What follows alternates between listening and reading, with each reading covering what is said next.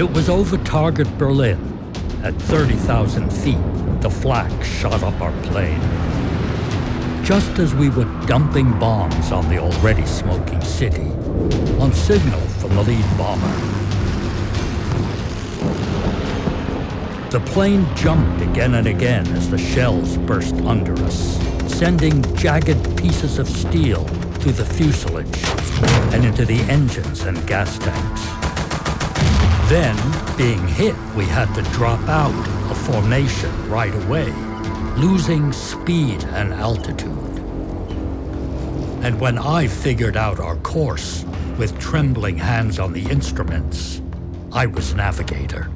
We set out on the long trip home to England, alone, with 2 of our 4 engines gone, and gas streaming out of holes in the wing tanks.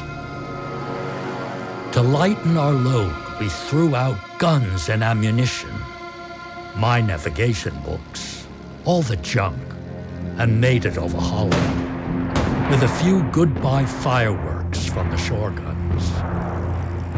Over the North Sea, the 3rd engine gave out, and we dropped low over the water. The gas gauge read empty, but by keeping the nose down, a little gas at the bottom of the tank sloshed forward and kept our single engine going. High overhead, the squadrons were flying home in formation. The raids had gone on for hours after us. Did they see us down there in our trouble? We radioed our final position, but had no idea if anyone happened to be tuned in and heard us. We crouched together in regulation position for ditching, listened as the engine stopped. A terrible silence, and we went down into the sea with a crash, just like hitting a brick wall. Jarring bones, teeth, eyeballs, panicky. Who would ever think water could be so hard? You black out, and then come to, with water rushing in like a sinking ship movie. All 10 of us started getting out of there fast. There was a convenient door in the roof to climb out by, one at a time.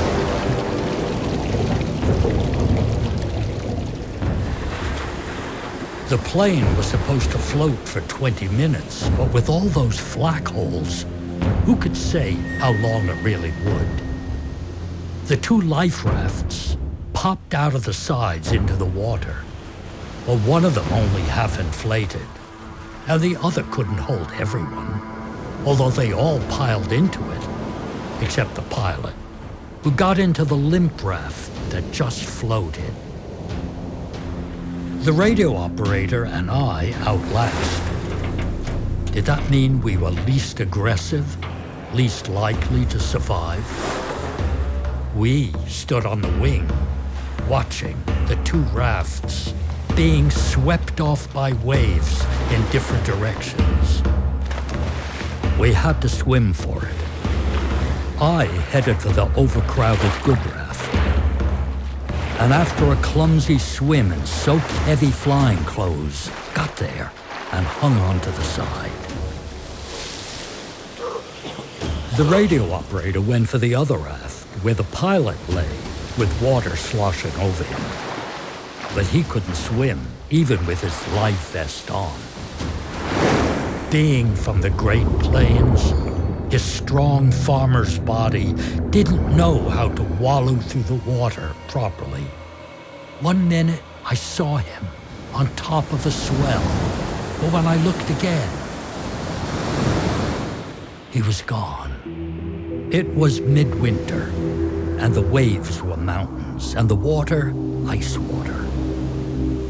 The ditching survival manual said you could live in it 25 minutes. Since most of the crew were loaded onto my raft, I had to stay in the water.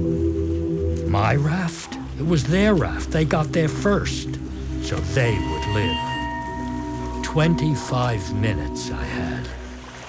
Live, I said to myself. You've got to live. When I figured the 25 minutes were about up, and I was getting numb, I said I couldn't hold on anymore. A lanky boy from Arkansas, the ball turret gunner, got into the icy water in my place, and I got into the raft in his. He insisted on taking off his flying clothes, and then worked hard swimming, and we all paddled to get to the other raft, and we tied them together. The gunner got on the raft with the pilot and lay in the wet. Shortly after, the pilot started gurgling green foam from his mouth, and by the time we were rescued, he and the little gunner were both dead.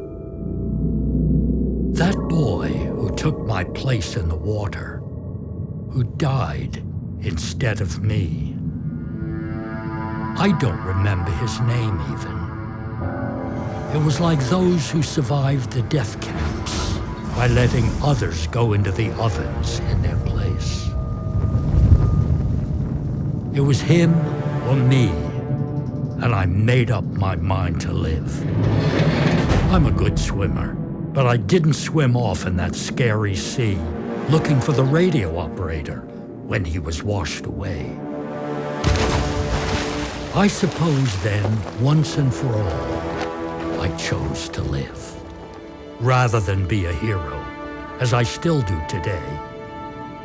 Although at that time, I believed in being heroic, in saving the world, even if, when opportunity knocked, I instinctively chose survival.